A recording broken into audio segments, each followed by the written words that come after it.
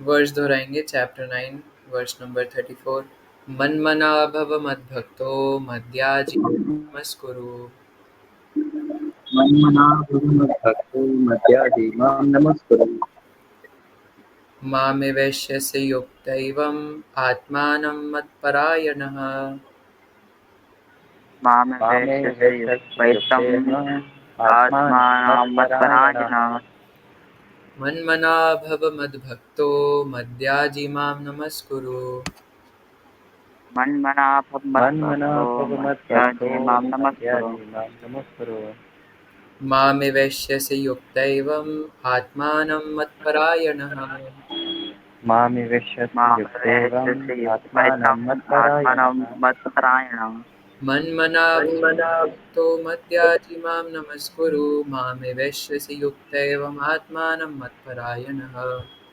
मन्मनाभवमद्भक्तो मद्याजी मां नमस्कुरु। मामेवैश्यस्य युक्तेवम् आत्मानं मत्परायणः। अनुवाद तात्पर्य जगतगुरु श्रील प्रभुपाद द्वारा। श्रील प्रभुपाद की जय। अपने मन को मेरे नित्य चिंतन में लगाओ, मेरे भक्त बनो, मुझे नमस्कार करो और मेरी ही पूजा करो। इस प्रकार मुझ में पूर्णतया तल्लीन होने पर तुम निश्चित रूप से मुझको प्राप्त होगे। तात्पर्य: इस श्लोक में स्पष्ट इंगित है कि इस कल्मशग्रस्त भौतिक जगत से छुटकारा पाने का एकमात्र साधन कृष्ण भावनामृत है। कभी कभी कपटी भाष्यकार स्पष्ट कथन का तरोड़ मरोड़ कर अर्थ करते हैं कि सारी भक्ति भगवान कृष्ण को समर्पित की जानी चाहिए। दुर्भाग्यवश ऐसे भाष्यकार पाठकों का ध्यान ऐसी बात की ओर आकर्षक करते हैं जो संभव नहीं है। ऐसे भाष्यकार यह नहीं जानते कि कृष्ण के मन तथा कृष्ण में कोई अंतर नहीं है। कृष्ण कोई सामान्य मनुष्य नहीं है, वे परमेश्वर है। उनका शरीर, उनका मन तथा स्वयं वे एक ही है और परम है, जैसा कि कूर्म पुराण में कहा गया है और भक्ति सिद्धांत सरस्वती गोस्वामी ने चैतन्य चरितामृत पंचम अध्याय आदि लीला के अनुभाष्य में उद्धृत किया है। देह देहि विभो देहम नश्वरे विद्यते क्वचित, अर्थात परमेश्वर कृष्ण में तथा उनके शरीर में कोई अंतर नहीं है। लेकिन इस कृष्ण तत्व को न जानने के कारण भाष्यकार कृष्ण को छिपाते हैं और उनको उनके मन या शरीर से पृथक बताते हैं। यद्यपि यह कृष्ण तत्व के प्रति निरी अज्ञानता है, किंतु कुछ लोग जनता को भ्रमित करके धन कमाते हैं। कुछ लोग आसुरी होते हैं, वे भी कृष्ण का चिंतन करते हैं, किंतु ईर्ष्यावश। जिस तरह की कृष्ण का मामा राजा कंस करता था, वह भी कृष्ण का निरंतर चिंतन करता रहता था, किंतु वह उन्हें अपने शत्रु के रूप में सोचता था। वह सदैव चिंताग्रस्त रहता था और सोचता रहता था कि न जाने कब कृष्ण उसका वध कर दें। इस प्रकार के चिंतन से हमें कोई लाभ होने वाला नहीं है। मनुष्य को चाहिए कि भक्ति में प्रेम में उनका चिंतन करे, यही भक्ति है। उसे चाहिए कि वह निरंतर कृष्ण तत्व का अनुशीलन करे। तो वह उपयुक्त अनुशीलन क्या है? यह प्रामाणिक गुरु से सीखना है। कृष्ण भगवान है और हम कई बार कह चुके हैं कि उनका शरीर भौतिक नहीं है, अपितु सच्चिदानंद स्वरूप है।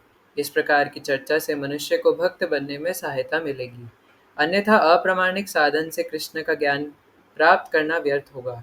मनुष्य को कृष्ण के आदि रूप में मन को स्थिर करना चाहिए। उसे अपने मन में दृढ़ विश्वास करके पूजा करने में प्रवृत्त होना चाहिए कि कृष्ण ही परम है। कृष्ण की पूजा के लिए भारत में हजारों मंदिर हैं जहाँ पर भक्ति का अभ्यास किया जाता है। जब ऐसा अभ्यास हो रहा हो तो मनुष्य को चाहिए कि कृष्ण को नमस्कार करे। उसे अर्चा विग्रह के समक्ष नतमस्तक होकर मनसा वाचा कर्मणा हर प्रकार से प्रवृत्त होना चाहिए। इससे वह कृष्ण भाव में पूर्णतया तल्लीन हो सकेगा। इससे वह कृष्ण लोक को जा सकेगा। उसे चाहिए कि कपटी भाष्यकारों के बहकावे में न आए। उसे श्रवण, कीर्तन आदि नवदा भक्ति में प्रवृत्त होना चाहिए। शुद्ध भक्ति मानव समाज की चरम उपलब्धि है। भगवद गीता के 7वें तथा 8वें अध्यायों में भगवान की ऐसी शुद्ध भक्ति की व्याख्या की गई है जो कल्पना, योग तथा सकाम कर्म से मुक्त है। जो पूर्णतया शुद्ध नहीं हो पाते, वे भगवान के विभिन्न स्वरूपों द्वारा यथा निर्विशेषवादी ब्रह्म ज्योति तथा अंतर्यामी परमात्मा द्वारा आकृष्ट होते हैं, किंतु शुद्ध भक्त तो परमेश्वर की साक्षात सेवा करता है। कृष्ण संबंधी एक उत्तम पद में कहा गया है कि जो व्यक्ति देवताओं की पूजा में रत है, वे सर्वाधिक अज्ञानी हैं। उन्हें कभी भी कृष्ण का चरम वरदान प्राप्त नहीं हो सकता। हो सकता है कि प्रारंभ में कोई भक्त अपने स्तर से नीचे गिर जाए, तो भी उसे अन्य सारे दार्शनिकों तथा योगियों से श्रेष्ठ मानना चाहिए। जो व्यक्ति निरंतर कृष्ण भक्ति में लगा रहता है, उसे पूर्ण साधु पुरुष समझना चाहिए। क्रमशः उसके आकस्मिक भक्ति विहीन कार्य कम होते जाएंगे और उसे शीघ्र ही पूर्ण सिद्धि प्राप्त होगी। वास्तव में शुद्ध भक्त के पतन का कभी कोई अवसर नहीं आता, क्योंकि भगवान स्वयं ही अपने शुद्ध भक्तों की रक्षा करते हैं। अतः बुद्धिमान मनुष्य को चाहिए कि वह सीधे कृष्ण भावनामृत पद को ग्रहण करे और संसार में सुखपूर्वक जीवन बिताए। अनंत गोत्वा वह कृष्ण रूपी परम पुरस्कार प्राप्त करेगा। इस प्रकार श्रीमद् भगवद गीता के 9वें अध्याय परम गुह्य ज्ञान का भक्ति वेदांत तात्पर्य पूर्ण हुआ। हरे कृष्णा।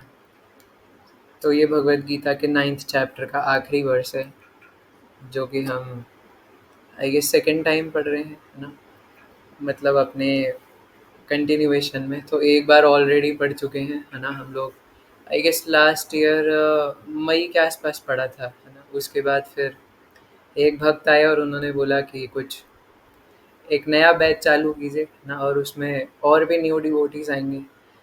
और उनके कहने पे वो स्टार्ट किया था, है ना, लेकिन उन्होंने 10-11 नंबर भी दिए थे, पर मुझे नहीं लगता उनमें से कोई भी आया, है ना। एक दो आए थे कुछ दिनों के लिए मुंह दिखाने के लिए, उसके बाद वो भी गायब हो गए, है ना। लेकिन उसका एक फ़ायदा हुआ कि हमें और कुछ हमारे मित्र मिल गए, है ना। जैसे काफ़ी सारे डिवोटीज़ हैं उनमें से जो कि उसके बाद ही जुड़े थे, है ना, सेकेंड टाइम में। और कुछ पहले से थे, जैसे हार्दिक प्रभु है ना, और अ, नारायण प्रभु है ना। तो ये सब और पहले से थे। तो अच्छी अच्छी बात है ना, हमने 2 बार इसको पढ़ लिया है, तो एक बार रिवीजन भी हो गई, है ना। अभी एक क्विक रिवीजन और करेंगे, इसके बाद हम दोबारा से, क्योंकि फर्स्ट से 9 चैप्टर बहुत इंपॉर्टेंट है। Then we will move to 10th chapter. तो आप सब जो अभी तक सेकेंड टाइम में भी इस 9th चैप्टर तक जुड़े हुए थे, आपका बहुत बहुत धन्यवाद, है ना।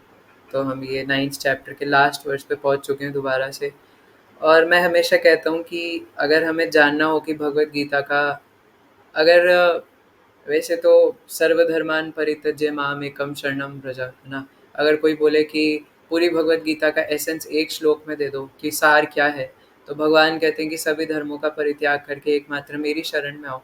लेकिन ये भी कुछ कम नहीं है, ये वाला श्लोक, है ना। तो अगर कोई पूछे कि और बताओ, है ना, और क्या एसेंस दे सकते हो, क्योंकि ये श्लोक भगवान ने 2 बार बोला है भगवद गीता में। सिर्फ सेकंड लाइन थोड़ी अलग है, बट फर्स्ट लाइन भगवान ने 2 बार बोली है। एक बार अभी 9वें अध्याय में कह रहे, एक बार 18वें अध्याय में दोबारा बोलेंगे। और 9वां अध्याय क्योंकि मिड पॉइंट है ना, हाफ 50-50 मैच, तो भगवान इसलिए 9वें अध्याय के एंड में बोलते एक बार, और फिर 18वें अध्याय में याद दिलाएंगे, है ना। तो बीच में भी इसलिए बोल दी कि पता चले 18वें अध्याय तक पता नहीं कितने साल में पहुंचेंगे, है ना। या कोई मर गया, पढ़ ही नहीं पाया वहाँ तक, है ना, या 9वें अध्याय तक पहुंच गया, तो कम से कम उसे ये पता तो रहे कि मैं क्या बताना चाहता हूँ। और 2 बार कह करके भगवान इसकी इम्पोर्टेंस बताते हैं श्लोक की, है ना। क्योंकि भगवान अगर किसी चीज़ को 2 बार बोलते हैं, उनको बार बार बोलने की ज़रूरत नहीं पड़ती। ऐसा कहा जाता है हमारे नीति शास्त्रों के हिसाब से, है ना, कि जो एक अच्छा स्पीकर है वो एक ही चीज़ बार बार रिपीट नहीं करेगा, है ना। जैसे अगर हम भगवत गीता भागवतम क्लास भी अगर वो दे रहा है, तो वो बार बार एक चीज़ नहीं करेगा। कॉन्टेक्स्ट जो है वो एक बार में कह देगा और उसको ज़्यादा खींचेगा नहीं, है ना। जैसे तो इसलिए भगवान तो उसमें सबसे अव्वल है, क्योंकि he is the supreme personality of God head. उनसे बड़ा स्पीकर, उनसे बड़ा माइक कौन हो सकता है। तो इसलिए भगवान एक ही चीज़ बार बार रिपीट नहीं करते। अगर भगवान करते हैं तो यानी उसकी सिग्निफिकेंस और इम्पोर्टेंस बहुत ज़्यादा है, तभी भगवान एक ही चीज़। तभी तो हरेर नाम हरेर नाम हरेर नाम एव केवलम 3 बार बोला। कलो नास्ते एव नास्ते एव नास्ते एव गतिरन्य था, कि सिर्फ हरिनाम हरिनाम हरिनाम ही हमें मुक्ति प्रदान कर सकता है, उसके अलावा और कोई उपाय नहीं है, नहीं है, नहीं है। इसी प्रकार से ये श्लोक 2 बार बोला। तो क्योंकि ये 9वें अध्याय का अंतिम श्लोक है और इस अध्याय का नाम था परम गुह्य ज्ञान। शुरुआत भगवान ने ये कह करके करी थी कि तुम मुझसे ईर्ष्या नहीं करते, इसलिए मैं तुम्हें ये बता रहा हूँ, है ना। और उसके बाद भगवान ने कई सारी बातें बोली। इससे अगले श्लोक में बोलेंगे कि अर्जुन तुम मेरे सखा हो, इसलिए मैं तुम्हें और अच्छी अच्छी बातें बताऊंगा। तो 9वें अध्याय के शुरुआत में लेकिन कहा था कि तुम मुझसे ईर्ष्या नहीं करते, जेलस नहीं करते, इसलिए तुम्हें बता रहा हूँ। फिर भगवान ने पूरा 9वाँ अध्याय यही बताया, है ना? और हमने देखा है कि किस-किस प्रकार से गुह्य ज्ञान है भी, है ना? कि हम भगवान के ऊपर आश्रित हैं, लेकिन भगवान किसी के ऊपर आश्रित नहीं है। और जैसे कितने सारे लोग अन्य-अन्य देवी-देवताओं और भगवान की अलग-अलग तरीके से उपासना करते हैं, तो वो सब भी कैसे वेन में चली जाती है ना? लेकिन अगर कोई भगवान की उपासना करता है, भक्ति करता है, तो वो परमागति को प्राप्त होता है। और इस वाले श्लोक में तो भगवान ने और अच्छे से बताया, है ना? एकदम कंक्लूजन बोल दिया कि करना क्या है फिर। तो पहले कहते हैं कि मन मना भव, है ना? कि सदैव मेरा चिंतन करो, अपने मन में सदैव मेरे बारे में सोचो। तो एक चीज़ शिला प्रभुपाद बार-बार रिपिटेटिवली बोल रहे हैं पर्पट के अंदर कि हमें जो छंद भाष्यकार हैं, है ना? और जो बोगस गुरुज़ हैं, ऐसे लोगों के पास नहीं जाना चाहिए, जो बोनाफाइड नहीं है। पद्म पुराण के हिसाब से तो हमें पता ही है कि 4 परंपराएँ कौन-सी बोनाफाइड है, वैष्णव परंपराएँ, है ना? लेकिन उसके अलावा शिला प्रभुपाद बता रहे हैं कि कई ऐसे भाष्यकार हैं, जो ये कहते हैं, जैसे एक व्यक्ति है, मैं उनका नाम नहीं लूँगा नहीं तो कंट्रोवर्सी हो जाएगी, है ना? तो उन्होंने कुछ इंस्टाग्राम पे एक वीडियो बनाई थी काफ़ी समय पहले, तो उसमें वो कह रहे थे कि भगवद गीता कोई कोट करके कह रहे हैं कि भगवान भगवत गीता में ईश्वर की बात कर रहे हैं, है ना? तो भगवान अपनी बात नहीं कर रहे, मतलब कृष्ण अपनी बात नहीं कर रहे। जो कृष्ण पर्सनैलिटी है वो अपनी बात नहीं कर रहे, उनके अंदर कोई ईश्वर बैठा है और वो उनकी बात कर रहे हैं कि ईश्वर सुप्रीम है। तो ऐसे लोग बेवकूफ़ होते हैं, उनका मानना ये है कि भगवान का जो शरीर है और हमारा जो शरीर है वो एक जैसा है, और उनके अंदर निराकार ब्रह्म है कोई, है ना? उनके अंदर कोई ईश्वर रूपी निराकार ब्रह्म है जो वो शक्ति प्रदान कर रहा है भगवान के शरीर में। तो फिर ये सवाल है कि वो आपके शरीर में क्यों शक्ति नहीं प्रदान कर रहा? सिर्फ़ उन्हीं के शरीर में क्यों कर रहा है अगर वो भौतिक होता, है ना? और श्रीमद् भागवतम के दूसरे स्कंद में और कई जगहों पर बताया है कि जो बड़े-बड़े अध्यात्मवादी होते हैं, परमहंस होते हैं, वो भगवान की लीलाओं के श्रवण और कीर्तन में आनंद लेते हैं। और हम ये देखते हैं भी हैं कि चाहे वो श्रीला व्यासदेव हों, चाहे श्रीला सुखदेव गोस्वामी हो, परीक्षित महाराज हो, अम्बरीश महाराज हो, ध्रुव महाराज हो, प्रहलाद महाराज हो, जितने भी बड़े-बड़े भक्त हुए वो भगवान की लीलाओं के ऊपर श्रवण और कीर्तन करते हैं। तो अगर ये लीलाएँ भी भौतिक हुई ना, क्योंकि अगर शरीर भौतिक है, तो लीलाएँ भी भौतिक हुई, तो वो क्यों इसमें आनंद ले रहे हैं? लेकिन जो कम बुद्धिमान होते हैं सिर्फ़ वही लोग उससे तादात्कार होना चाहते हैं भगवान से, है ना? तो इसलिए शिला प्रभुपाद बार-बार रिपिटेटिवली इस पर्पट में बता रहे हैं कि ऐसे गुरुज़ के पास नहीं जाना चाहिए। अभी भी मैं एक जगह पढ़ रहा था तो उसमें शिला प्रभुपाद पर्पट में कह रहे थे कि कई सारे लोग सिर्फ़ 1 हफ्ते के श्रीमद् भागवतम कहते हैं या सुनते हैं, तो शुकदेव गोस्वामी की तरह हमें उन्हें नहीं समझना चाहिए, है ना? जो सिर्फ़ पैसे कमाने के लिए आ जाते हैं और 1 हफ्ते के लिए सुनते हैं या 1 हफ्ते के लिए कहते हैं। ऐसे कोई श्रीमद् भागवतम नहीं होती है ना? क्योंकि भागवतम में क्या बोला है कि नित्यम भागवत सेवया, है ना? श्रीमद् भागवतम और भगवद गीता की सेवा, उनका अध्ययन नित्य रूप से होना चाहिए। और एक लास्ट में पर्पट में एक जगह कह रहे थे शिला प्रभुपाद कि भागवतम हमें सीक्वेंस में पढ़नी चाहिए, जैसे first canto, second canto, third canto, fourth canto, है ना? हमें ऐसा नहीं करना चाहिए कहीं से भी उठा करके पढ़ने लग जाएँ कुछ भी बीच-बीच में से, है ना? कि आज मन करा चलो गोपी गीत पढ़ते हैं, है ना? मैं बहुत अव्वल हो चुका हूँ, अब सीधा गोपी गीत पढ़ूँगा, क्या रखा है ये पहले दूसरे स्कंद में। तो ऐसी हरकतें नहीं करनी चाहिए, नहीं तो श्रीमद् भागवतम का जो एसेंस है वो समझ नहीं आएगा, है ना? तो भगवान कहते हैं सबसे पहले कि मेरे चिंतन में अपने आप को नित्य रूप से लगाओ। और शिला प्रभुपाद तात्पर्य में कह रहे हैं कि चिंतन का अर्थ क्या है? क्योंकि चिंतन तो रावण भी करता था, है ना? लेकिन रावण कैसे चिंतन करते, शिशुपाल भी बार-बार भगवान को उल्टा-सीधा कहता था। तो ऐसे कई सारे थे जो भगवान का चिंतन करते थे, लेकिन वो गलत तरीके से करते थे, है ना? प्रतिकूल भाव से करते थे। तो आनुकूलस्य संकल्पम प्रतिकूलस्य वर्जनम, कि हमें भक्ति में क्या करना चाहिए? जो भक्ति के अनुकूल हो उसे एक्सेप्ट करना चाहिए और जो प्रतिकूल हो उसे उठा के फेंक देना चाहिए, है ना? तो वैसे ही हमें भगवान का चिंतन भी अनुकूल भाव से करना चाहिए। जय विजय भी करते थे जब वो हिरण्याक्ष और हिरण्यकश्यपु बन चुके थे, और जब वो रावण और कुंभकर्ण बन चुके थे, इसी प्रकार से जरासंध और दंतवक्र। तो ये भी जब इस अपने पाप नहीं, है ना? जब उनके श्राप दिया गया था उसके जब भागीदार बन चुके ही थे और उसको कंप्लीट कर रहे थे इन तीनों बर्ड्स में अपने, है ना? तो उसमें भी हम देखते हैं कि वो भगवान का चिंतन तो करते हैं लेकिन प्रतिकूल भाव से करते हैं, उनको मारने के भाव से, उनसे दुश्मनी के भाव से, इसलिए वो हमेशा चिंतित रहते थे। चिंतन तो करते थे लेकिन चिंतित रहते थे क्योंकि प्रतिकूल भाव से करते थे। इसलिए हमें अनुकूल भाव से चिंतन करना है, और वो हम सीख सकते हैं गुरुजनों से, है ना, जो सही भाव से भगवान का चिंतन करते हैं। तो अभी कैसे चिंतन कर सकते हैं वो अभी हम डिस्कस करेंगे आगे, है ना। लेकिन फिर कहते हैं मन मना भव मद भक्तो। सबसे पहले कहा कि मेरा चिंतन करो, अपने मन में हमेशा मुझे लाओ, क्योंकि हमारे मन में हर हर समय उल्टी सीधी बातें घूमती रहती है। उस दिन भी मैं कह रहा था कि एक दिन में हमारे मन में ये 60,000 थॉट्स आते हैं, है ना। कहाँ से कहाँ हमारा मन खींच करके ले जाता है समझ में नहीं आता। कभी जब करते करते भी क्या क्या मन में आ रहा होता है। सारी पढ़ाई, है ना, जैसे जो पढ़ाई स्टूडेंट्स हैं, जो जॉब करते हैं, जितनी भी चीज़ें सारी जब करते हुए सामने आ जाती हैं। वैसे कुछ नहीं आएगा मन में। वैसे पूरे दिन पड़े हुए पागलों की तरह कुछ पढ़ाई नहीं कर रहे, कुछ नहीं कर रहे। लेकिन जब जब करने बैठेंगे उसी टाइम सारी बातें दिमाग में आएंगी। अरे अभी तो वो साइंस का वो वाला चैप्टर भी बचा है। अरे अभी तो वो ट्यूशन में वो भी कंप्लीट करना है, या जो और कॉलेज के हैं। अरे अभी तो यार वो असाइनमेंट भी करना था। अरे एग्ज़ाम्स आ रहे हैं यार, है ना। या जो माताएँ होती होंगी उनके दिमाग में आता, अरे यार अभी तो खिचड़ी भी बनानी है यार, है ना। अभी यार जो तो ये सब पोछा भी लगाना है, अभी तो ये सब कार्य भी करने हैं, है ना। तो सारा जब करते-करते याद आ जाता है। वैसे चाहे सो रहे हैं, पड़े हुए हैं, टीवी देख रहे हैं, है ना। लेकिन सब कुछ कब याद आता है, जब जब कर रहे हैं। तो क्यों? क्योंकि हमारे मन को पता है कि अब ये शुद्ध होने की कोशिश कर रहा है, और हमारा मन शुद्ध होना नहीं चाहता, है ना। तो जैसे ही उसको पता चलता है कि मेरे ऊपर अटैक हो रहा है, तो भागने की कोशिश करता है। जैसे कभी मच्छर होते हैं ना रूम में, और या कॉकरोच होते हैं। अब आप कॉकरोच के ऊपर दवाई डालो तो वो डांस तो करेगा नहीं, है ना।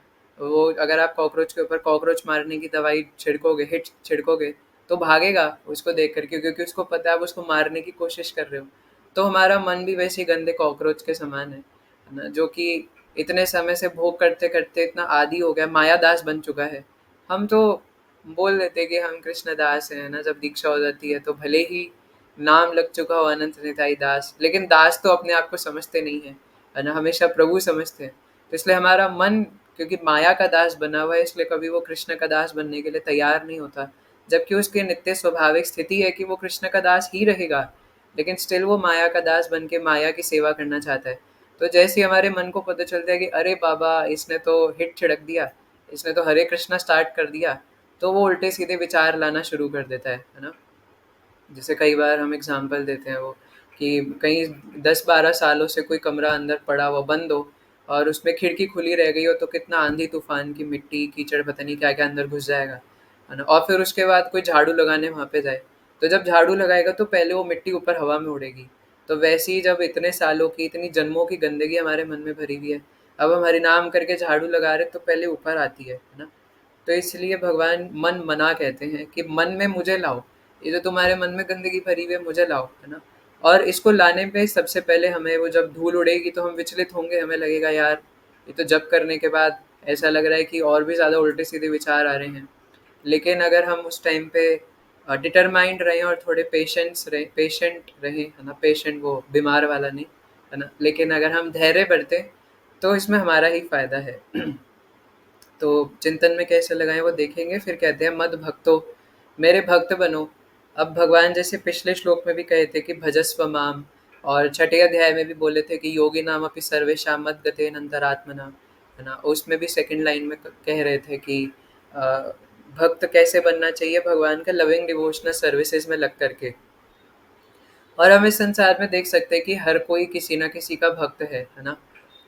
कोई व्यक्ति हो सकता है जो स्त्रियों का डिवोटी हो, है ना। आप स्त्रियों का भक्त हो, ऐसा कई जगह श्रीमद् भागवतम में शिला प्रभुपाद ने तात्पर्य में लिखा है। अब तात्पर्य में क्या, श्रीमद् भागवतम में खुद कह रहे हैं, है ना।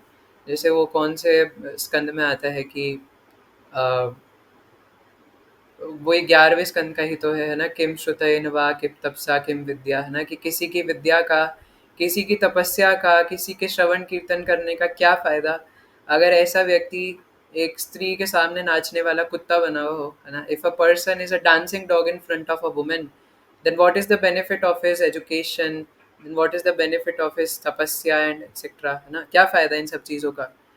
तो इसलिए हम ये समझ सकते हैं कि संसार में हर कोई व्यक्ति किसी ना किसी का भक्त है।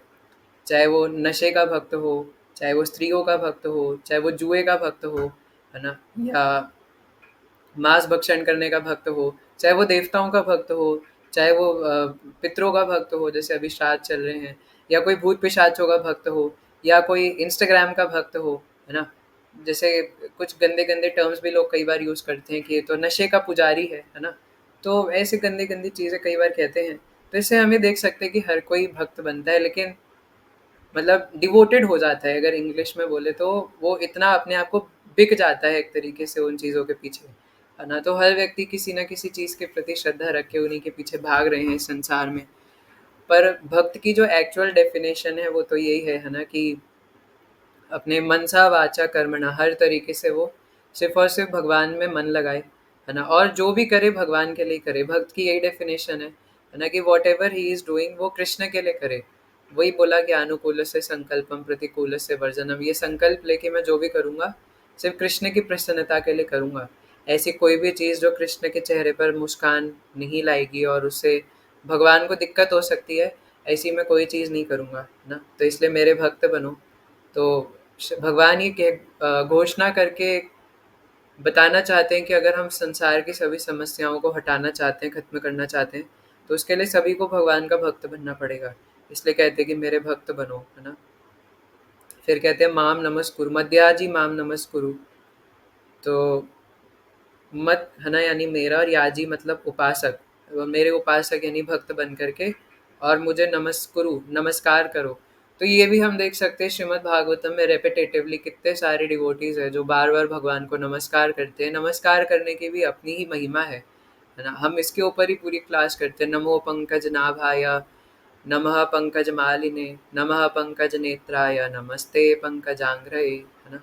तो इसमें भी कुंती महारानी बार-बार भगवान को नमस्कार करती हैं। कितनी बार ये नमः शब्द आता है ना? नमः पंकजनाभाय, नमः पंकजमालिने, नमः पंकजनेत्राय, नमस्ते पंकजांघ्रे, 4 बार, है ना?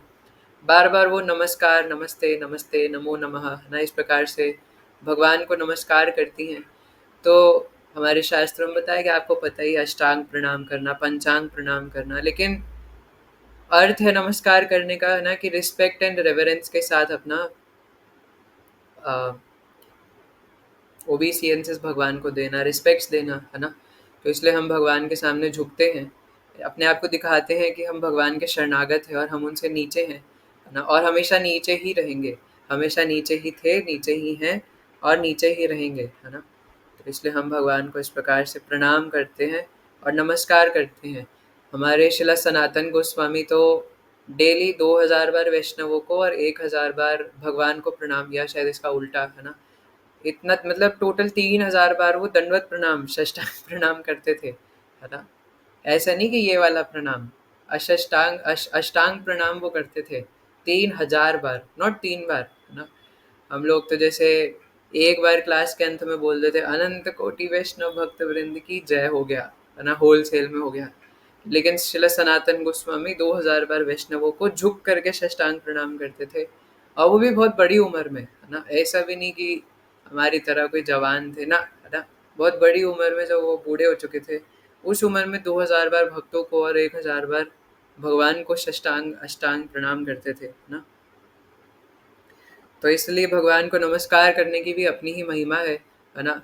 जब हम भगवान को भूमि पर गिर करके नमस्कार करते हैं तो कई सारे इसके अर्थ है। एक तो दंडवत प्रणाम, है ना, डंडे की तरह गिर जाना। हमें तो पता नहीं दंडवत प्रणाम होता क्या है, हम तो बस मुंह से कह देते हैं हरे कृष्णा प्रभु जी दंडवत प्रणाम, है ना? पर दंडवत प्रणाम का मतलब है डंडे की तरह गिरना। और अगर हम एक्चुअल में डंडे की तरह गिरने लग गए तो नाक टूटेगी, मुंह टूटेगा, पता नहीं क्या टूटेगा, है ना? तो इसलिए वो तो हम करते नहीं है। सरक सरक के आराम से मजे से यूं प्रणाम करते हैं, ऐसे यूं यूं करके, है ना, एकदम समुद्र की तरह। और फिर वो नमस्कार करने के बाद भी कुछ लोग तो नीचे पड़ के सो ही जाते हैं कि चलो यार, मंदिर तक पहुंचने में थक गया था, अच्छा थोड़ा लेटने को मिला, थोड़ा रेस्ट कर लेता हूँ यूँ सर नीचे रख के, क्योंकि प्रभु जी तो पूरा लेट ही जाते हैं, है ना? तो मस्त यूँ ऐसे लेट जाता हूँ। तो महाराज जी तो एक बार बता रहे थे कि प्रणाम करने की पूरी विधि होती है। मतलब कई कई अन्य संप्रदायों में तो आज भी उसको फॉलो करा जाता है कि जब नमस्कार करते हुए, प्रणाम करते हुए गिरते हैं तो अपना गोत्र बताया जाता है, कौन से स्थान से आया हूँ वो बताया जाता है, अपना नाम बताया जाता है, और फिर विग्रहों को प्रणाम किया जाता है कि मैं ये फलाना ढिमकाना गोत्र से हूँ, इस जगह से आया हूँ और मैं आपको इस प्रकार से प्रणाम कर रहा हूँ, तो कृपया मेरा प्रणाम एक्सेप्ट कीजिए, है ना? इस प्रकार से पूरी प्रणाली होती थी पूरा प्रणाम करने की। तो जैसे हम देखते कोई पहले के लोग राजाओं वगैरह महाराजाओं के पास भी जाया करते थे। अगर उनसे कुछ मांगना है तो पहले परिचय देंगे ना, कहाँ से आया हूँ, कौन हूँ, क्या हूँ। नहीं सीधा जाके बस लेट गए, उठ गए, हो गया काम, है ना। एक्सरसाइज की तरह करते हैं। महाराज जी तो कह रहे थे कई बार हम लोग ऐसे करते, कोई वैष्णव आ रहा हो तो सोचते ओहो यार फिर नीचे गिरना पड़ेगा, क्यों आ गए यार ये, है ना, बार बार क्यों आ जाते हैं, अब बेकार में नीचे गिरेंगे, कपड़े गंदे हो जाएंगे। और कुछ लोग प्रणाम करने के बाद फिर यूँ कपड़े झाड़ रहे होते हैं, है ना। क्या करें, है ना, हम लोग कलियुग की बुद्धि है, एकदम क्रिपल माइंडेड है, इतने खतरनाक दिमाग के हैं। वृंदावन जाकर के भी प्रणाम करते हैं क्योंकि दूसरे भक्तों ने बोला है कि धाम को प्रणाम करना चाहिए। उसके बाद सारे कपड़े झाड़ेंगे कि अरे धूल लग गई, है ना। उस धूल को पाने के लिए महादेव ब्रह्मा जी इतने बड़े बड़े देवी देवता पागल रहते हैं, है ना, कि एक वृंदावन का कण मिल जाए, है ना। जैसे आपने वो सुना होगा ना, इस्कॉन में आने से पहले वो भजन, वृंदावन का कण कण बोले श्री राधा राधा, और ये सत्य है ना। वृंदावन का कण कण श्री राधा राधा ही तो बोलेगा, और क्या बोलेगा, है ना। तो ऐसा नहीं कि इस्कॉन के बाहर का भजन है तो इसलिए मायने नहीं रखता, क्यों नहीं रखता, है ना, क्योंकि Shrimati Radha Rani is the queen of Vrindavan, है ना। हर जगह श्रीमती राधा रानी का ही राज है वहाँ पे। तो इसलिए ऑब्वियसली वृंदावन का कण कण, है ना, कृष्ण कृष्ण राधा राधा ही तो बोलेगा, और क्या बोलना चाहते हो, है ना। तो इसलिए महादेव भी चाहते हैं ना, और जितने भी देवी देवता है वो तो पागल रहते हैं कि बस एक वृंदावन के रज की कण मिल जाए ना, जिसको हम अपने शरीर पे मल सकें। और हम कुछ बेवकूफ़ लोग होते हैं कि वहाँ जाते हैं, प्रणाम करते हैं, उसको झाड़ देते हैं, है ना, रमन रेती में जाकर, या यमुना महारानी में डुबकी मारते हैं, उनको प्रणाम करते हैं, तो कपड़े वहीं निचोड़ने लग जाते हैं, है ना। लेकिन ऐसे नहीं करना चाहिए, उन कपड़ों को सूखने देना चाहिए, है ना, ऑटोमेटिकली, या फिर ऐसे गीले में घूमना चाहिए, क्योंकि वो तो इतनी बड़ी कृपा है ना कि यमुना मैया या गंगा मैया, है ना, जिसमें भगवान केली करते थे, है ना, भगवान उसमें खेलते थे, लीलाएं करते थे, वो हमें हमारे शरीर से टच हो रही है, तो इसमें हमारा भाग्य है। तो इसलिए भगवान को नमस्कार करने की भी शास्त्रों में अत्यंत महिमा है। सिर्फ नमस्कार कर देने से हम ये भगवान को बता रहे हैं कि we are surrender to you, अब हम आपके हैं। और जैसे कई लोग होते हैं ना, जैसे कुछ लोग होते हैं किसी से पैसे उधार करते हैं, है ना, कि भाई साहब 10,000 रुपये दे दीजिए, घर में बड़ी गरीबी है, 1 महीने बाद 10 के 15 करके लौटा दूंगा। तो कोई ब्याज भी, क्या बोलते हैं उसको, है ना, ब्याज भी लेते हैं कि मैं तुम्हें 10,000 दे रहा हूँ, तुम मुझे महीने के एंड तक 20,000 वापस करना, है ना, इंटरेस्ट लूंगा। तो कई लोग ऐसे भी करते हैं, है ना। तो जैसे क्या कह रहा था मैं, है ना, हाँ, तो कोई ऐसे आता है पैसे लेने के लिए, और फिर वो पैसे अगर वापस नहीं चुका पाया, तो इवन वो सामान्य से सामान्य व्यक्ति के आगे हाथ जोड़ लेता है ना। या कोई भी व्यक्ति अपने आप को कभी कभार 30 मार खा समझता है, फिर उसे पता चलता है कि सामने वाला व्यक्ति ज़्यादा पावरफुल है या ज़्यादा पोजिशनफुल है ना, उसके सामने मैं कुछ बोल नहीं पाऊंगा। तो इवन सामान्य व्यक्तियों के सामने उसे हाथ जोड़ लेता है, भाई साहब प्लीज़ बचा लो, है ना, माफ़ कर दो, गलती हो गई, है ना। तो छोटी छोटी बात पे मतलब लोगों को पता है कि हाथ जोड़ करके ये हम ये बताते हैं कि हम तो आपसे नीचे हैं, हम तो आपके शरणागत हैं। तो क्यों इस संसार के सामने हाथ जोड़ें, है ना, क्यों इस संसार के सामने हाथ फैलाएं। अगर हाथ फैलाना ही है, भिखारी बनना ही है, हाथ जोड़ना ही है, और हाथ हर किसी को जोड़ना पड़ेगा, क्योंकि हर कोई संसार में सर्वेंट ही है। चाहे वो आईफोन की कंपनी हो, है ना, चाहे वो, क्योंकि जो उसका मालिक है वो भी तो अगर कस्टमर खरीदना ही बंद कर दे आईफोन, तो वो किस बात का मालिक, है ना। अगर जैसे अभी नेपाल में सोशल मीडिया बैन करा, है ना, तो अगर मान लो कि पूरी दुनिया में, वैसे तो मतलब मुझे पता है टेक्निकली पॉसिबल नहीं है, बस जस्ट इमेजिन कि अगर पूरी दुनिया में बैन हो जाए, तो कंपनी तो बैंकरप्ट हो जाएगी। तो फिर किस बात का मालिक, वही एक दिन में राजा से रंक बन जाएगा, है ना। तो इस संसार में हर कोई व्यक्ति एक सर्वेंट ही है, चाहे वो कुत्ते का सर्वेंट हो, अपने पति पत्नियों का सर्वेंट हो, हर कोई व्यक्ति शरणागति ही कर रहा है, दास्यता ही कर रहा है। लेकिन दास्यता के बाद मिलता कुछ है नहीं। आजकल तो लोग सीधा बोल देते, हमने थोड़ी ना कहा था कि तुम हमारा इतना ध्यान रखो, हमने कहा था क्या हमें इतना प्यार करो, क्यों करा, मत करते।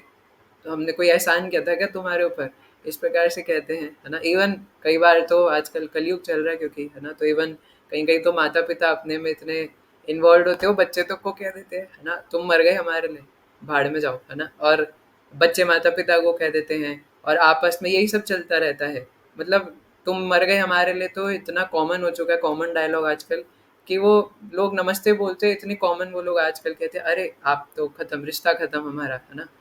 तो कलयुग है, कलयुग प्रधान में यही होता है ना। तो इसलिए हम सब लोग भगवान के सामने जा कर के हाथ फैलाएं, उनको प्रणाम करें, उनको नमस्कार करें, और नमस्कार इस भावना से करें कि मैं बिक चुका हूँ आपको, और स्तुति करते करते प्रणाम करें। जैसे जब हम भगवान कृष्ण को जब मंदिर में जाते हैं और दंडवत करते हैं, तो ये नहीं कि सिर्फ जमीन पर लेट गए और किसी को पता नहीं क्यों करना है कैसे, बस सब लोग कर रहे हैं तो मैं भी लेट गया, उसका फल भी ठीक है मिलेगा थोड़ा बहुत, है ना। लेकिन हमें एक्चुअल विधि पता होनी चाहिए। तो जब हम जैसे राधा श्याम सुंदर को प्रणाम कर रहे हैं दंडवत करके, तो इस समय प्रणाम मंत्र बोलना चाहिए, हे कृष्ण करुणा सिंधु दीन बंधो जगतपते गोपेश गोपिका कांत श्री राधा कांत नमोस्तुते। फिर राधा रानी तप्त कांचन गौरांगी श्री राधे वृंदावनेश्वरी वृषभानुसुते देवी प्रणमामि हरि प्रिय।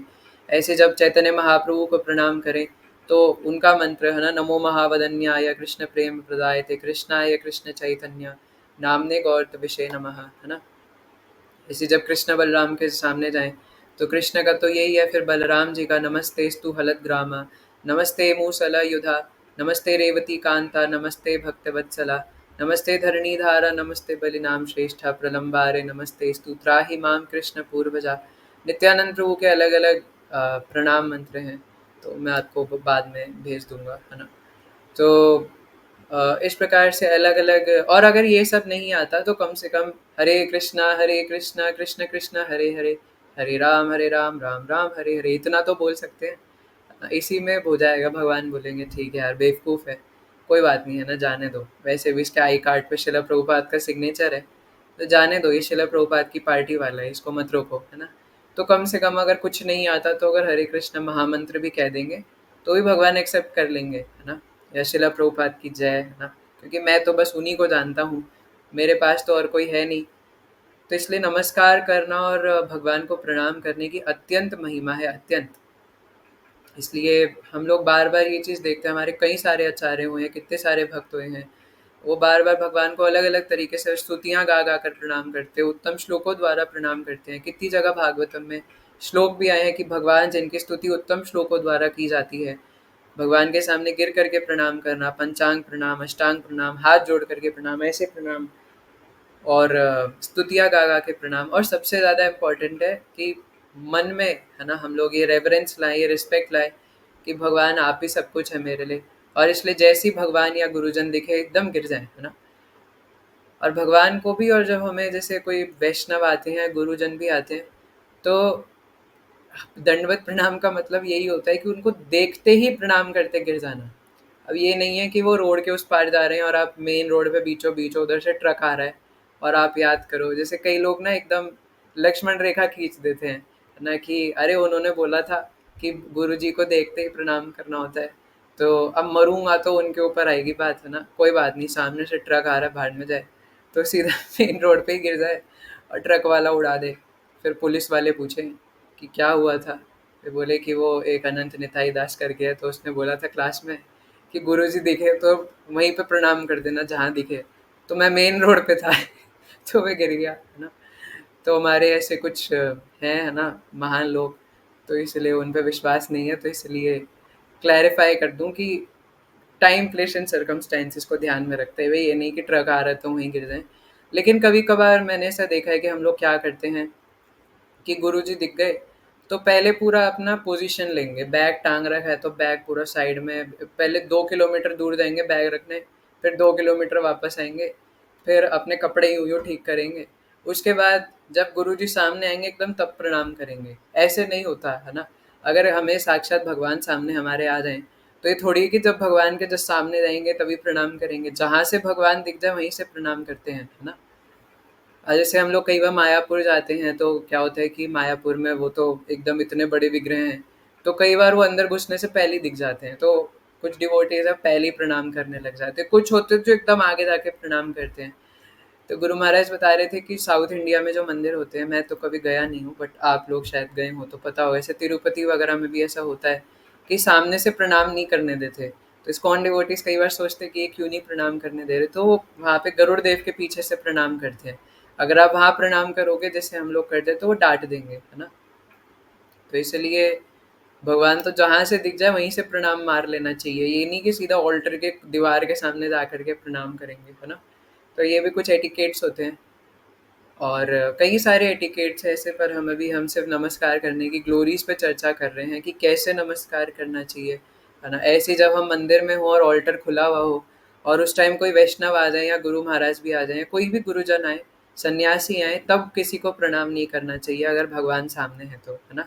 हाथ जोड़ सकते हैं, उनको ऐसे कर सकते हैं, है ना, कि ये भगवान ये आपके भक्त हैं तो मैं इनको ऐसे प्रणाम कर रहा हूँ, लेकिन अष्टांग प्रणाम, पंचांग प्रणाम झुक करके ये सब नहीं करना चाहिए, है ना। ऐसे कर सकते हैं, ऐसे ऐसे कर सकते हैं, लेकिन झुक करके प्रणाम नहीं करते। This is etiquette. भगवान के सामने किसी को प्रणाम नहीं करते।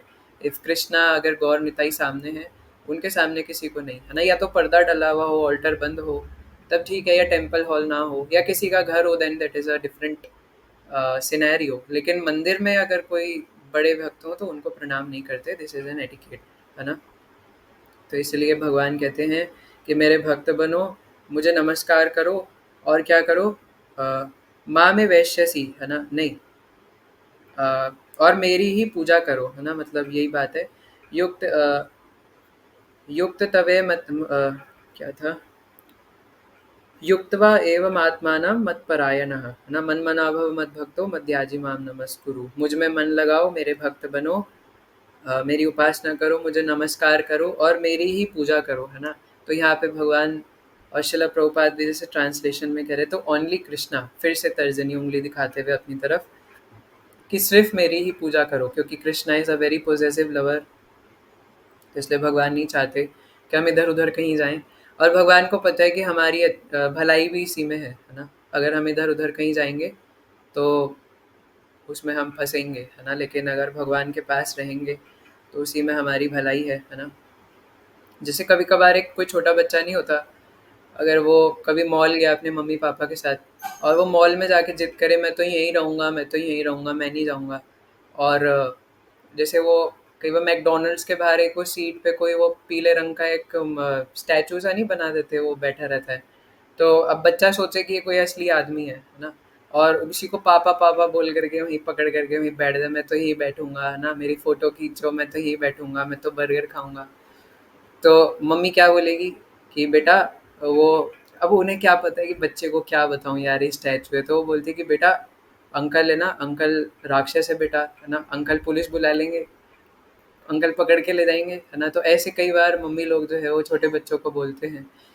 तो भगवान भी अलग अलग तरीके से हमें बार बार समझाने का प्रयास करते कि बेवकूफ़ हो, मेरी भक्ति कर लो, है ना, तुम इधर उधर जाना चाहते हो फंस जाओगे। तो इसलिए भगवान हमारा भला चाहते हैं, लेकिन मतलब कई बार लोग इतने ज़्यादा इग्नोरेंट होते हैं कि वो भगवान को समझते ही नहीं है ना। बार बार कई सारे डिवोटीज हैं वो वीडियोस बनाते हैं और कई कई तरीक़ों से बताते हैं कि हमें देवी देवताओं की और भूत पिशाचों की और अपने पूर्वजों की, है ना, भक्ति नहीं करनी चाहिए। उनको हम रिस्पेक्ट कर सकते हैं, उनको भगवान का प्रसाद दे सकते हैं, लेकिन उनकी भक्ति नहीं होती भैया, उनकी पूजा नहीं होती। और ये बात हम श्रीमद् भगवद गीता से कोट करके कहते हैं। तो कुछ लोग तो बोलते हैं कि हाँ भगवान supreme personality of God head है, मुझे पता है, मैंने भी गीता प्रेस की भगवत गीता पढ़ी है, लेकिन भगवान ये तो नहीं कहते कि किसी और की पूजा मत करो। अरे यार अजीब बेवकूफ़ आदमी है यार, है ना। जब भगवान तुम खुद कह रहे हो कि भगवत गीता में ऐसा लिखा है, हम प्रमाण बता रहे कि यहाँ लिखा है, तो मानो ना उस बात को, है ना। लेकिन नहीं, हम तो हाँ भगवान कहते तो जरूर है कि मत चित्ता मत गता प्राण बोधयंता परस्परम, है ना, और मत्त परतरम नान्यत किंचिद अस्ति धनंजया, है ना। इस प्रकार से मन मना भव मत भक्तो, कई जगह भगवान ऐसे कहते हैं मेरी पूजा करो, मेरी आराधना करो, सब कुछ मुझ पर टिका है। लेकिन फिर भी नहीं, है ना। देखो, हमें देवी देवताओं में और भगवान में कोई भेदभाव नहीं करना चाहिए। आप रेसिस्ट हो क्या, ये इस्कॉन वाले होते ही ऐसे हैं, रेसिस्ट होते हैं ये लोग, है ना। ये लोग बहुत ज़्यादा विवाद फैलाते हैं दुनिया में। तो ऐसे ऐसे लोग बोलते हैं, है ना। लेकिन we have to understand this point कि तत्वतः ना, कि हम सिर्फ और सिर्फ कृष्ण की आराधना करें और सिर्फ भगवान में मन लगाएं। और हम भक्तों के लिए ये ज़्यादा इम्पोर्टेंट है, क्योंकि हम बाहर वालों को तो बोल लेंगे कि अरे देखो वो तो देवी देवता की उपासना करता है, अरे देखो वो तो अल्प बुद्धि का है, भगवान ने बोला है वो अल्प बुद्धि का है। और कुछ तो होते हैं जो मुंह पे जाके बोल देते हैं कि भगवान आपको अल्प बुद्धि का कहते हैं भगवत गीता में, लेकिन पहले अपने लिए समझना है। क्यों? क्योंकि भगवान ने खाली देवताओं की बात नहीं करी, है ना। मैंने जैसे स्टार्टिंग में बताया कि हम लोग भी अपनी इंद्रियों के पुजारी बने हुए हैं ना, क्योंकि हम लोग उनको सेटिस्फाई करना चाहते हैं। ये जैसे इंद्रियां घोड़े, जो 5 इंद्रियां हैं वो 5 घोड़ों की तरह है ना? जैसे शिला प्रभुपाद कई जगह पे ये बताते हैं। तो एक घोड़ा जो है वो किसी डायरेक्शन में भाग रहा है, एक घोड़े को पनीर टिक्का खाना है, एक घोड़े को इंस्टाग्राम की रील्स देखनी है, एक घोड़े को किसी माता जी की प्यारी प्यारी आवाज़ सुननी है ना? और एक घोड़ा जो है वो किन्हीं माता जी के साथ घूमने जाना चाहता है डेट पे, जैसे स्पर्श इंद्रिय। और क्या बचा? नाक, है ना? तो एक इंद्रिय जो है वो इधर उधर कुछ उल्टा सीधा सूंघना चाहता है। तो सारे घोड़े अगर अलग अलग डायरेक्शन में भागेंगे और वो एक ही रथ से बंधे हुए हैं, तो ये रथ क्या है? हमारा शरीर। तो अगर एक रथ के आगे 5 घोड़े लगे हुए हैं और वो एक घोड़ा ऐसे जाना चाहता है, एक ऐसे, तो क्या होगा? है ना? रथ पलट जाएगा, क्योंकि सारे घोड़े अपनी अपनी डायरेक्शन में भागना चाहते हैं। तो इसलिए ये बेलगाम घोड़े हैं, है ना? जो कि लगाम तो है लेकिन कंट्रोल में नहीं है। और कंट्रोल में क्यों नहीं है? क्योंकि उसके ऊपर जो बुद्धि बैठी है, वो पता नहीं लगा पा रही कि सही क्या है गलत क्या है। तो इंद्रियां तो इधर उधर जाना ही चाहती हैं, और बुद्धि भी फिर अगर करप्ट है तो वो मन को बोलेगी अरे ठीक है, जो मन में आए वो करो यार, है ना? मजे करो। और फिर ऐसे मजे करने के चक्कर में घोड़े इधर उधर भागेंगे और हमारा बेड़ा गर्क हो जाएगा। तो इसलिए हमें ये समझना है कि ये जो घोड़े हैं, हमारे जो इंद्रियां हैं, वो सर्प के समान है। कभी इन पर विश्वास नहीं करना। तो वो इधर उधर भागना चाहेंगी, आप पूरे मानम अचल प्रविष्टम समुद्रम आपह प्रविशंति यद्वत, है ना? लेकिन हमें उसे भागने नहीं देना। हमारा मन बार बार कहेगा कि यार थोड़ा सा ये कर लेना यार, बहुत हो गया यार, है ना? बहुत हो गया भक्ति भक्ति, थोड़ा सा चीट डे मनाते हैं, ब्रेक लेते हैं। एक दिन भोग करेंगे बस, उसके बाद दोबारा से वैसी भक्ति स्टार्ट करेंगे। बस एक दिन, एक दिन थोड़ा मजा कर लेते हैं, एक दिन में क्या ही चला जाएगा। तो इसलिए भक्ति में कोई छुट्टी नहीं होती, भक्ति में कोई हॉलीडे नहीं होता। भक्ति ये नहीं है कि मन करा तो कर लिया, नहीं करा तो नहीं किया, है ना? भक्ति कोई फुटबॉल का मैच नहीं है ना? कि आज खाली हैं तो कर लेते हैं, और आज खाली नहीं हो तो नहीं करते, आज थोड़ा काम ज़्यादा है, आज काम पे ध्यान देते हैं, कभी टाइम मिला तो करेंगे। ऐसे नहीं होती है भक्ति, है ना? भक्ति का मतलब है, क्योंकि जैसे हमारे कई सारे डिवोटीज बोलते हैं ना कि we are not material beings with spiritual experiences, but we are spiritual beings with material experiences, है ना? हम लोग भक्ति करने के लिए ही इस दुनिया में आए हैं, और हम लोग मरने के लिए इस दुनिया में आए हैं। ये शरीर हमें मरने के लिए मिला है। हर व्यक्ति चाहता है कि वो अपने परिवार वालों को मरने से बचा ले, है ना? तभी हम देखते हैं किसी के सामने, आप खासकर अपने मतलब ये घर पे ट्राई मत करना ये स्टंट, क्योंकि इसमें आपकी जान का खतरा है ना? लेकिन मैं जस्ट आपको सिर्फ एक एग्जांपल दे रहा हूँ कि अगर आप अपने खासकर माता पिता के सामने कुछ मरने की बात करो, तो वो बोलेंगे बेटा ऐसे नहीं कहते, गंदी बात नहीं बोलते बेटा, शुभ शुभ बोलो, शुभ शुभ, है ना? गंदी गंदी बातें नहीं करते। क्या मरने मरने की बातें लगा रखी है? नहीं बेटा, मरने की बातें नहीं करनी, है ना? तो आप बोल के देखो उनके सामने, क्या जब देखो मरने की बातें करते रहते हो, है ना? या कभी कभार कोई रोता है तो कुछ लोग कहते हैं क्या हो गया बेटा, कोई मर गया है क्या तुम्हारे घर में तो रो रहे हो, है ना? और फिर खुद ही कहते हैं कि मरने की बातें नहीं करनी। तो इस प्रकार से मरने के नाम से सब लोग डर जाते हैं। एक डिवोटी है हमारे, एक ब्रह्मचारी है ना दिल्ली मंदिर में, तो वो तो बता रहे थे कि एक बार कोई भक्त थे तो उनके घर में किसी का हो गया था, हरि बोल, है ना? तो वो शमशान घाट गए थे। तो शमशान घाट जा कर के क्या हुआ कि एक कोई व्यक्ति थे, तो वो बहुत ज़्यादा इधर उधर की पॉलिटिक्स में लगे हुए थे। तो इन ब्रह्मचारी ने उनके सामने बोल दिया कि अरे ये तो चले गए, है ना? और हम भी पता नहीं कब चले गए। तो वो अचानक से चिल्लाने लग गए कि आप प्लीज ऐसी बातें मत करो, मैं अभी मरना नहीं चाहता, आप मरने की बात मत करो। तो ब्रह्मचारी बोलते यार मैंने ऐसा क्या बोल दिया? तो वो कहते नहीं, आप मरने की बात मत करो प्लीज, मुझे डर लगता है। तो लोग इतने ज्यादा ऐसे हैं कि मरने का नाम सुन करके डर जाते हैं। तो इसलिए हर व्यक्ति संसार में ऐसे हैं कि अपने आप को और अपने खासकर परिवार वालों के विषय में तो बिल्कुल नहीं सुनना चाहते, है ना?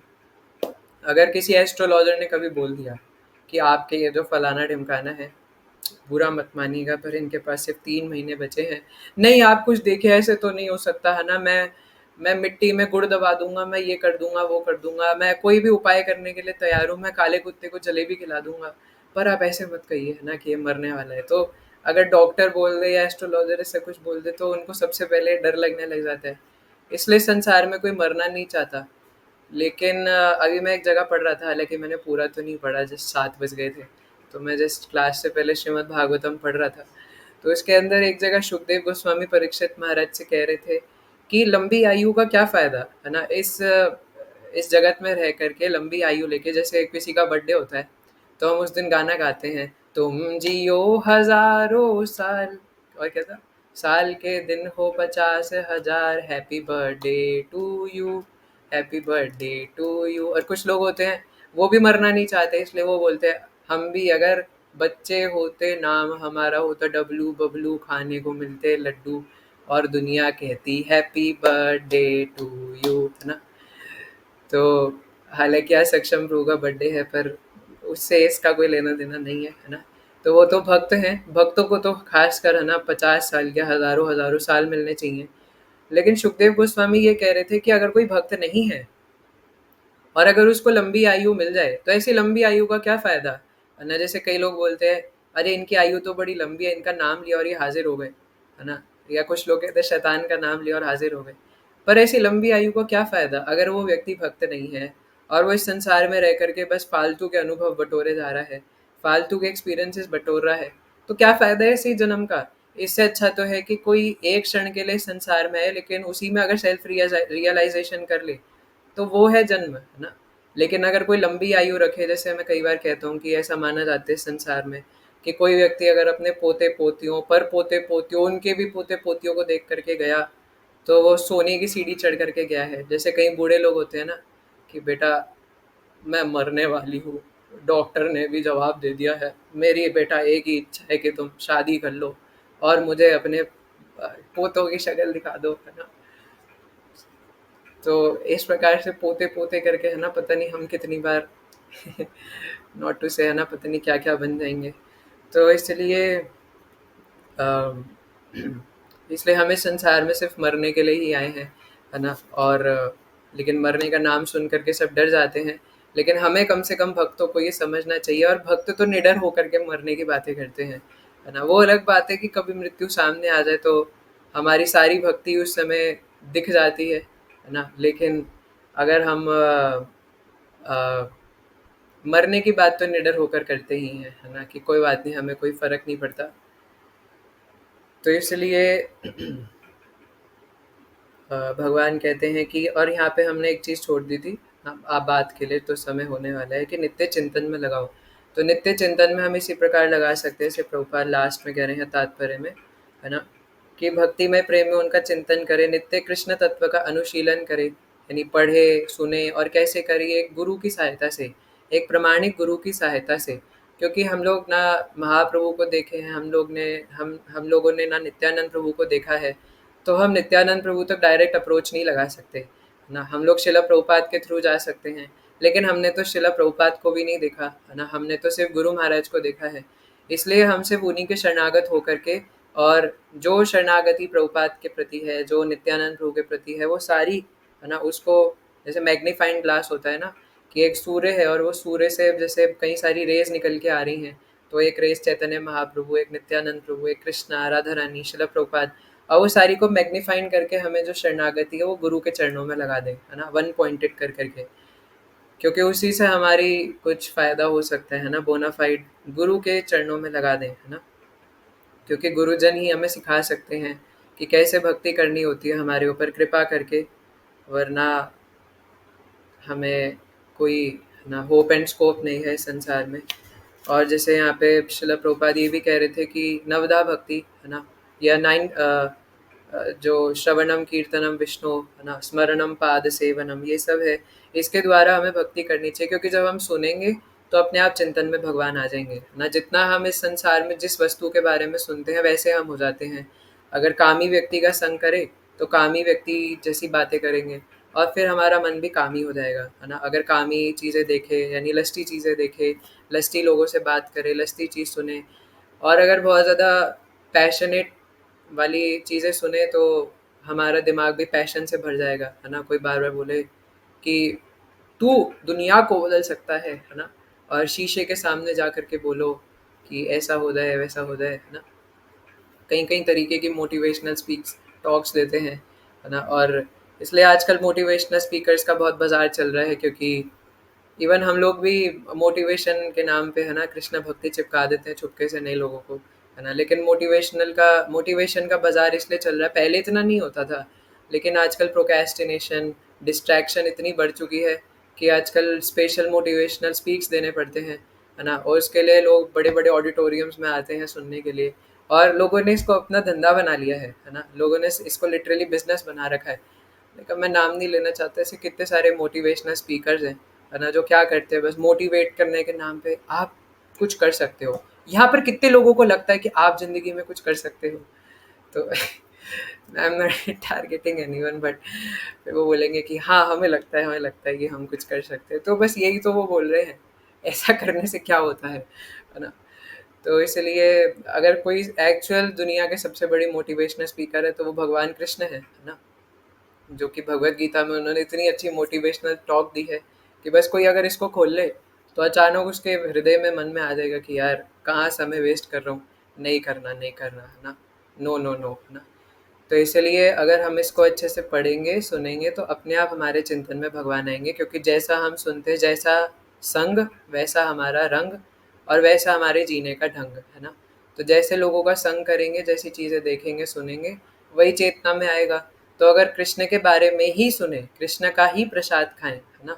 और कृष्ण के बारे में ही देखें, तो हमारी चेतना में ऑटोमैटिकली कृष्णमयी हो जाएगी, उसमें सिर्फ़ कृष्ण ही कृष्ण भरे हुए होंगे और कुछ नहीं भरा हुआ होगा, है ना? तो इस प्रकार से हम लोग इस चीज़ को समझ सकते हैं कि कैसे भगवान का ही चिंतन करें, तो मनसा वाचा कर्मणा, अपने मन, वचन, कर्म, हर चीज़ द्वारा भगवान को सर्व करें। तो जैसे शिला प्रभुपाद एक पर्पट में रिसेंटली बता रहे थे ना, कि हमें एक भक्त इस प्रकार से अलग अलग प्लान्स बनाता है कि मैं कैसे कैसे कृष्ण को सर्व कर सकता हूँ। So we should also make different plans कि मैं कैसे कृष्ण को सर्व कर सकता हूँ, कैसे इस्कॉन मूवमेंट को, प्रचार को आगे बढ़ा सकता हूँ अपने अपने तरीक़ों से, है ना? ओके, तो आज के लिए हम इतना ही डिस्कस करेंगे। किसी का कोई प्रश्न है तो पूछ सकते हैं। Yes Hardik bro. Hare Krishna, Prabhu Dhanvat. Prabhuji, actually, in the middle of class, I went outside, so I only heard the half class. But I heard this point where your kindness was telling that when we sit for japa, then this mind will always attack us. This mind will attack us because our mind will think now this fellow is chanting Hare Krishna, so my duty is to attack him. But we also heard from our authorities that we are not actually catching Maya. Maya is Jada. So we are only, I mean, Maya is not catching us, but we are only catching Maya. So, but now sometimes we try to advance in, we really try to advance in Krishna consciousness, but we feel that something is catching us, it is not letting us advance in Krishna consciousness. So if that is not Maya, so like what is that, Prabhuji? Mode of passion, Arjun ने भी तो यही पूछा था ना, कि तीसरे अध्याय में, कि ऐसा लगता है कि कोई बलवान चीज़ है जो कि मुझे ज़बरदस्ती पाप करवा रही है, पाप की तरफ खींच रही है। तो यही तो कहा था भगवान ने कि कामेश क्रोधेश रजोगुण समुद्भव, कि ऐसा काम और क्रोध के कारण हो रहा है, और काम और क्रोध आते हैं रजोगुण से, है ना? Like that's not Maya, bro. That is that even that Kama and Krodha also, that is also Jada only, right, Prabhuji? In one sense, if you तो see. हमने माया की अगर जकड़ ले रखी है, तो ले तो रखी है ना। चाहे माया ने हमें नहीं जकड़ा, हमने जकड़ा है, पर जकड़ तो रखा है ना। Yes, brother, but sometimes in also we'll read in Srila Prabhupada's lecture that Maya will catch us, you have to be careful. So at that time, that time, how we can see that क्योंकि Maya is not Jada? माया, वहाँ पे दो meaning निकलते हैं ना, कि जो वैसे जो माया है वो जड़ है, लेकिन माया देवी इज ऑल्सो देयर ना। तो शिला प्रभुपाद उस फॉर्म में कहते हैं कि माया देवी हमें जकड़ लेगी, है ना? या जैसे कभी कभार हम लोग कहते हैं ना कि जैसे मम्मी बोलती है कि बेटा ठंड हो रही है, बाहर टोपी पहन के जाओ, नहीं तो ठंड तुम्हें जकड़ लेगी। तो अब ठंड तो जड़ है, ठंड ऐसे थोड़ी है कि वो ऐसे कैसे जकड़ लेगी। तो एक ही मतलब है हार्दिक प्रभु उसका, है ना? उसको अगर हम समझे तो, बेटा बाहर लू लग जाएगी, है ना? तो लू कैसे लग जाएगी? लू कोई व्यक्ति है क्या? आके चिपक जाएगी, है ना? तो अगर हम प्रिकॉशंस लेंगे तो लू नहीं लगेगी। तो वैसी माया जकड़ लेगी, है ना? लेकिन एक्चुअली हम ही माया को जकड़ रहे होते हैं, क्योंकि हम कृष्ण की शरण नहीं लेते। कृष्णा सूर्य सम माया अंधिकार, आगे क्या था? जहाँ पे मतलब कृष्ण सूर्य समान है और माया अंधकार है, और जहाँ कृष्ण रहते हैं वहाँ माया नहीं रहती, है ना? Yes, bro. Understand. तो वही अर्थ है। ओके, बाकी बात मैं ये कह रहा था कि हम जब जपा करते हैं, तो हमारे जन्मों जन्मांतर के जो थॉट्स है वो ऊपर आने लगते हैं। तो जैसे हम किसी बंद कमरे में 10 साल बाद झाड़ू लगाने के लिए जाएँ, तो हमें धैर्य रखना चाहिए, है ना? उसको हटने देना चाहिए। और अभी हमारा फ़र्क इसलिए नहीं पड़ रहा क्योंकि हम नाम जप कर ही नहीं रहे, अभी हम अक्षर जाप कर रहे हैं, है ना? नाम तो गुरु की कृपा से, भगवान की कृपा से निकलता है। For now we are chanting only अक्षर, अक्षर जाप, है ना? हरे कृष्ण हरे, वो सिर्फ़ अक्षर जप रहे हैं, नाम नहीं है वो भगवान का, है ना? हालाँकि भगवान का नाम पूर्ण है, तो हम लोग प्रयास कर रहे हैं, तो इसलिए कुछ-कुछ फल मिलता है। लेकिन भगवान का जो शुद्ध नाम है ना? वो अभी हम नहीं निकाल सकते अपनी, इसलिए स्वयमेव स्फुरत्यदः, जब भगवान की कृपा होगी तब वो अपने आप से स्फुरित होकर के निकलेगा हमारी जीभ से, और वो गुरु की कृपा से होगा। तभी यहाँ पे श्रील प्रभुपाद बार-बार कह रहे थे कि एक प्रामाणिक गुरु की शरण में जाएँ और उनसे सीखें। यस कृष्णा प्रभु। हरे कृष्ण प्रभु जी, सादर प्रणाम। तो क्या आपने बताया कि रजोगुण से जो है व्यक्ति काम क्रोध में फंस जाता है। तो हम इतने सारे मतलब ध्यान रखते हैं कि हाँ ये चीज ना हो, जैसे हम भोग भगवान को लगा कर खाते हैं और कुछ बाहर का खाते भी नहीं, और ये वगैरह वगैरह चीजें जो हम चीजें ध्यान में रखते हैं कि किसी के साथ बैठे ना, बातें ना करें अलग अलग, फिर भी वहाँ घूम फिर कर एक ही जगह पर आ जाती हैं। या तो हम लोग गुस्सा आएगा या फिर हम काम में फंस जाएंगे। तो ये प्रभु जी होता फिर वो क्यों होता है, हम इतनी सारी क्या क्या चीजें बोला जो प्रभु जी आपने लास्ट में कि घूम फिर के कहाँ आ जाते हैं? काम में फँस जाएँगे? यस प्रभु जी, लस्ट में फंस जाते हैं, घूम फिर कर आते हैं, कुछ हुँ, टाइम तक ठीक रहता, और बहुत सारी चीजें ध्यान में रखने के बाद भी कि हाँ किसी भी तरह से कहीं और ना फंस पाए, और जितना हो सके कृष्ण के नाम में रहें एवरी टाइम, जैसे आपने बताया चलते फिरते भी, फिर भी क्या होता है कि घूम फिर कर वहीं आ जाते हैं। हुँ, ऐसा बहुत बार हुआ है मेरे साथ। हुँ। क्योंकि प्रभु जी क्या है कि अभी हम लोग एक साधक स्तर में हैं, है ना? तो जैसे क्या होता है, मैं आपको एकदम रियल लाइफ़ एग्ज़ाम्पल बता रहा हूँ। जैसे जब मैं एक बार हॉस्पिटल में एडमिट था ना कुछ साल पहले, तो मेरे साइड में एक अंकल थे जो कि मेरे साइड वाले बेड पर थे। तो उनके क्या हो रहा था कि लीवर में या बोन मैरो होती है ना पीछे रीढ़ की हड्डी, उसमें बार-बार पस भर जा रहा था। तो डॉक्टर बार-बार उसको इंजेक्शन से निकालते और वो फिर भर जा रहा था, वो फिर निकालते, वो फिर भर जा रहा था। तो बार-बार ग्लूकोज़ दे रहे थे, अलग-अलग दवाइयाँ दे रहे थे, लेकिन वो फिर भर जा रहा था, है ना? अब उसमें वो कोई गलती नहीं कर रहे थे, लेकिन उनका बॉडी जो था वो इतने समय से बन ही ऐसा चुका था कि बार-बार उसमें पस भर जा रहा था, है ना? लेकिन मेडिकेशन बंद भी नहीं कर सकते, नहीं तो पस जो है वो बहुत अनलिमिटेड अमाउंट में हो जाएगा। तो वैसे ही प्रभु अभी हम लोग क्योंकि एडवांस स्टेज पर नहीं है, अभी हम वहाँ पर जाने का प्रयास कर रहे हैं, है ना? तो ऑब्वियसली अभी हम जो हमारा ख़राब स्कूटर है उसमें धक्का मार-मार के चलाने की कोशिश कर रहे हैं, तो ऑब्वियसली वो कई बार बंद पड़ेगा, लेकिन उसमें पेशेंस नहीं हारना है। एक्चुअली भगवान हमसे चाहते हैं ऐसे, जब हमारे साथ होता है ना कि भक्ति में आगे बढ़ते हैं फिर गिर जाते हैं, सबके साथ होता है, मेरे साथ भी होता है। मतलब साधक स्तर में सबके साथ होता है ना? तो हम श्रील रघुनाथ दास गोस्वामी तो नहीं है। तो इसलिए भगवान हमसे चाहते हैं कि हम रो-रो करके उनसे प्रार्थना करें, है ना?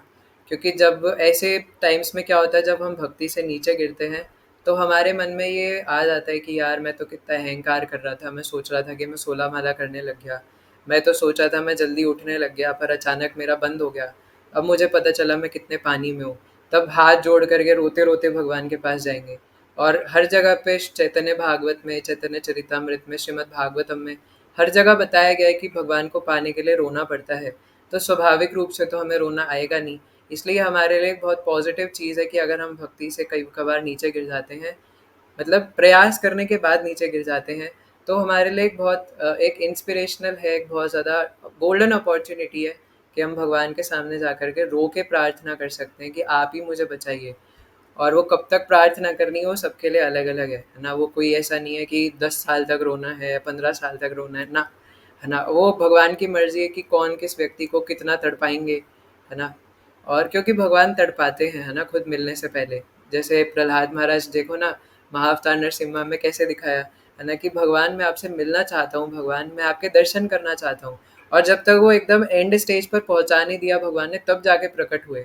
मतलब अगर उस मूवी के हिसाब से अगर हम एक लर्निंग लें, तो इसलिए इसी से हम ये सीख सकते हैं कि भगवान हमें बार-बार तड़पाना चाहते हैं अपने विरह में।